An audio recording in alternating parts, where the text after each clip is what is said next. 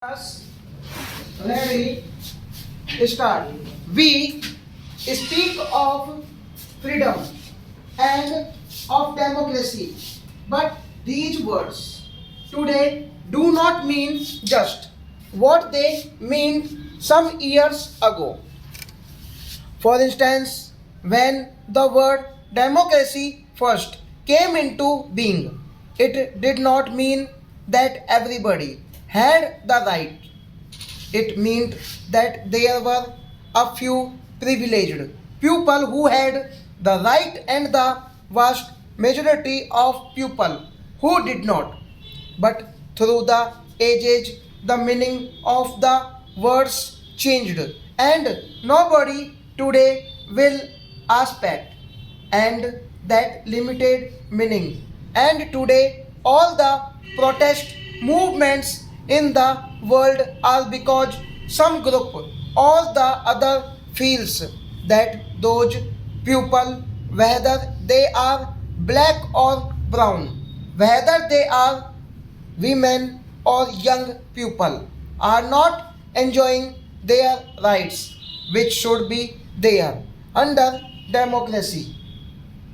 This is why these protest movements begin and gather strength.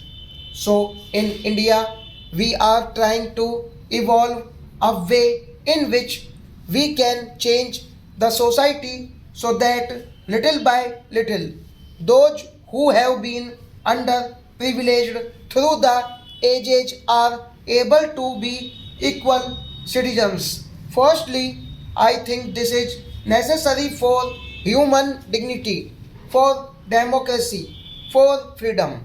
But apart from that, from the very practical point of view, it is equally important because if it does not happen, then there will be tension and nobody will be able to prosper and will not have the kind of stable society in which there can be economic progress.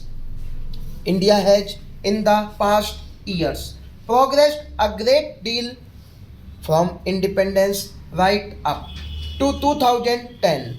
Our progress was quite spectacular.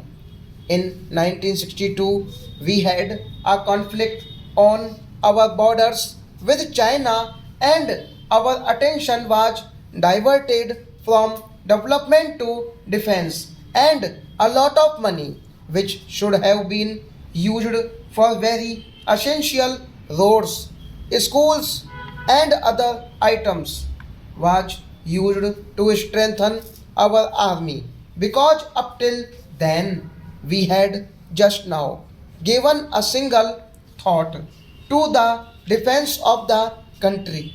In 1965, we had another conflict, this time with Pakistan, and we had barely recovered from this heavy expenditure.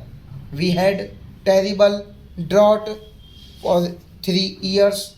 It hardly rained, and suddenly we were faced with near famine conditions.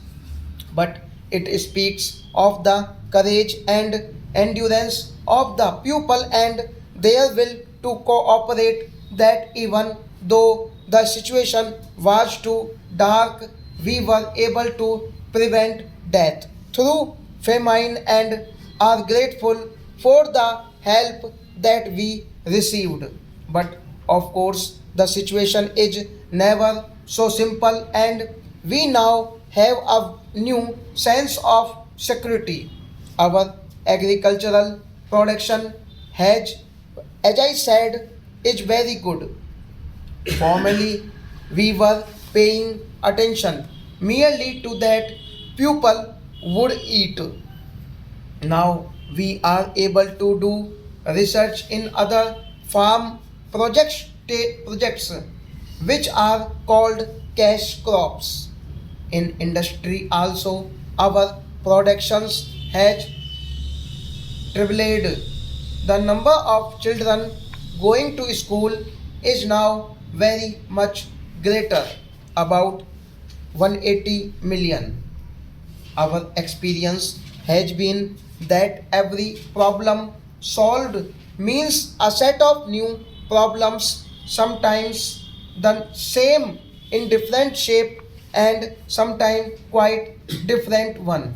Now, because education has expanded and industry has not kept pace, we have a very serious problem of what we call the educated, unemployed young people with degree and not enough jobs for them. Some of the fault is of our education because it is of such a general nature that our young people are not really prepared to face the challenges of the contemporary world. And also most of them would like to have a secure job, whereas gradually they must be much more resourceful, take initiative and try to find make opportunities and opening for themselves. Today we sometimes have many areas where there is shortage of teachers, of doctors, and even of engineers. And at the same time, there are engineers, doctors, and teachers who are unemployed because many of our young people do not want to go to the villages or to the mountains or to the forest areas.